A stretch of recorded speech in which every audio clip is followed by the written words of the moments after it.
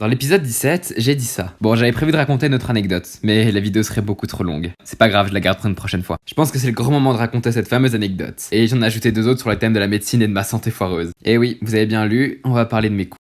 Mais pas tout de suite. Allez, commençons ce 23e épisode de Père Yo-Yo. Raconte-nous une histoire.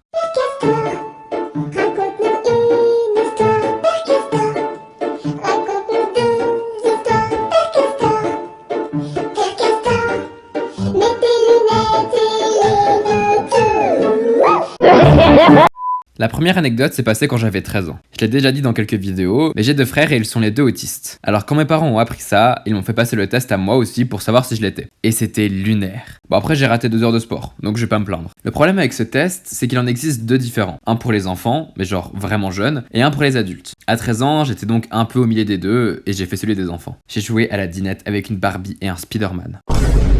On en parle. La meuf m'a tendu les trucs, elle m'a dit « Joue ». Je faisais rien, du coup elle a fait « Allez, joue ». J'avais vraiment peur. J'en fais toujours des cauchemars d'ailleurs. Des fois je suis juste en cours et je réentends son « Joue, vas-y joue, j'aime bien voir des enfants jouer ».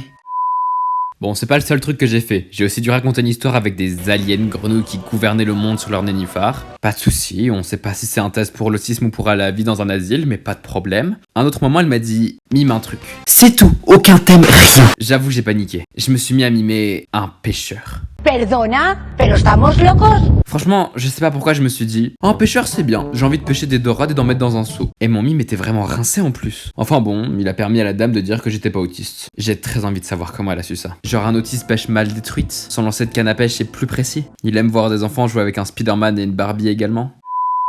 Le moment le plus drôle, c'est quand elle a mis plein d'objets sur la table, genre une fourchette, et qu'elle m'a dit « Ouais, je dois noter des trucs, ça va prendre du temps, tu peux jouer avec ce qu'il y a là. » Alors, madame, avec tout le respect que j'ai pour vous, vous êtes conne comme un mur. Ok, sur un enfant de 6 ans, ça passe, mais à 13 ans, je savais que vous n'avez absolument rien besoin de noter. Déjà, elle traçait juste des lignes. Elle aurait pu faire semblant d'écrire. Non, la meuf te fait un triangle isocèle à 12 côtés en te disant qu'elle prend des notes. J'ai une tête de triangle, c'est ça? Et puis aussi, elle me regardait chaque 2 secondes d'un regard aussi subtil qu'un 6ème qui essaye de tricher. Et dès que je la regardais, elle baissait la tête comme un gars qui dit à sa meuf « Non mais, c'est pas ce que tu crois, je peux tout expliquer. » Et le pire, c'est qu'à la fin, elle m'a dit « Haha, MDR si jamais j'écrivais pas. » Mais non, jure sur la vie de ta mère.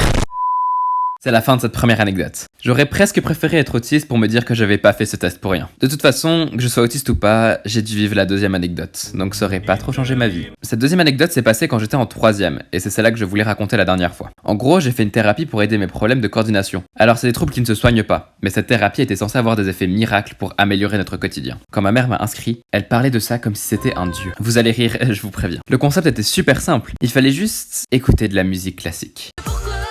C'est pas une blague. J'aimerais beaucoup, mais ça n'en est pas une. En gros, pendant 5 semaines, 2 heures par jour, j'allais dans une salle, je vivais ma vie, je faisais mes devoirs, et après je faisais des jeux de société, tout ça en ayant un casque avec des chants d'église sur la tête.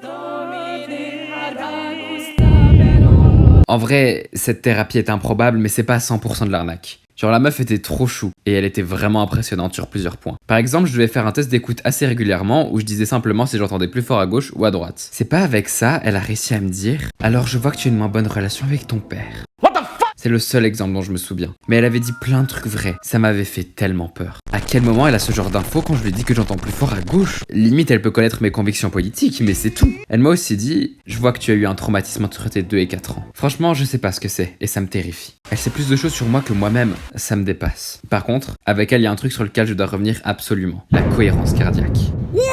C'est des exercices de respiration de ce type-là, où tu dois inspirer 5 secondes, puis expirer 5 secondes. Ça a plein de bienfaits. Ça aide pour le sport, à se concentrer, à déstresser et à plein d'autres choses. C'est juste chiant à faire, mais c'est vraiment bien. La meuf était fan de ça. Au point qu'elle m'a dit de le faire, d'abord quand j'écoutais la musique classique avec elle, puis 25 minutes par jour.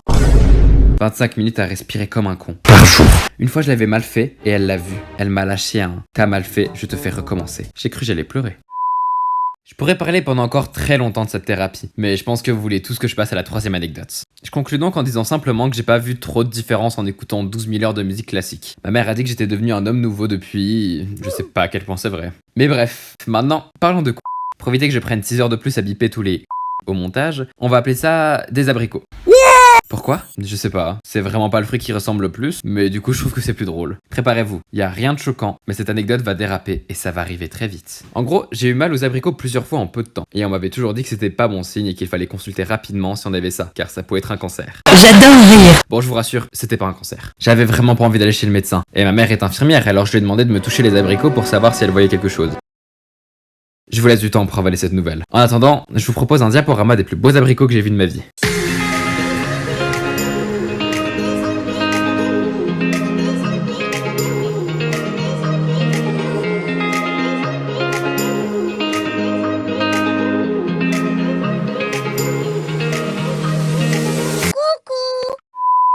Bien, maintenant que vous avez compris ce que j'ai dit, on peut continuer. J'étais donc à poil dans mon lit, ma mère à genoux devant moi en train de me toucher les abricots. Voilà, j'ai une bonne relation avec ma mère, mais je dois avouer que quand elle a fait ça, je me suis rarement senti aussi seul. Et le plus fun, c'est que ma mère n'a rien vu, alors elle a appelé un médecin. Il m'a pris 2 jours plus tard et à nouveau, il m'a touché les abricots. Mais pas comme ma mère. Non, lui c'était un véritable mixeur, il me les a broyés. Vous pourrez tout mixer. Déjà, c'était un vieux gars avec des gants en latex. Ça me dégoûtait. Je me suis jamais autant demandé si j'aimais vraiment les gars. Et le pire, c'est qu'il appuyait tellement fort. Mais tellement fort. J'ai eu mal pendant 1 heure après. Et vous savez quoi? Il a rien trouvé, alors il m'a envoyé faire une radio à l'hôpital. Le lendemain, je vais donc à l'hôpital et rebelote, un gars me touche les abricots. Cette fois, il y va avec une machine, un peu la même que pour faire des échographies, voire la même, je sais pas. Et c'était vraiment pas agréable. À un moment, il appuyait sur un point archi sensible. Ma jambe s'est levée à angle droit super violemment par réflexe. Le gars a dit « Ah, ici ça fait mal ?» Mais pendant qu'il disait ça, il n'a pas bougé son appareil de merde. J'avais juste envie de le maudire lui et toute sa famille sur 47 générations. Connard, t'as vu comment j'ai réagi? Bien sûr que ça fait mal, je souffre FDP. Après, il a finalement bougé l'appareil et il a continué sa recherche. À la fin, il m'a dit « T'as ça, tu regarderas sur internet ce que c'est vraiment pas grave, il y a plein de personnes âgées qui ont ça. » 2 choses. Déjà, on en parle quand le gars a dit « Tu regarderas sur internet ?» Y a que moi qui est choqué. C'est quoi ce médecin? Mais fais ton travail! Et comment ça, je dois pas m'inquiéter sous prétexte que des vieux ont ça? Ok, c'est vraiment pas quelque chose de grave pour le coup, mais j'avais 16 ans. Oh, t'inquiète pas, c'est juste Alzheimer, plein de vieux ont ça. Quoi? Parkinson? Mais pas de soucis, c'est très courant après la retraite. Mais monsieur, j'ai 6 ans. Et voilà, c'est la fin de cette histoire et de la vidéo. J'espère que ces quelques anecdotes vous auront plu. Aujourd'hui, vous aurez appris plein de trucs. Vous savez désormais que si vous jouez avec une fourchette, vous êtes pas autiste, que si vous écoutez de la musique classique, vous découvrirez des traumas, et que si vous avez mal aux abricots, vous pouvez demander à votre mère. Enfin, ouais, non, évitez quand même.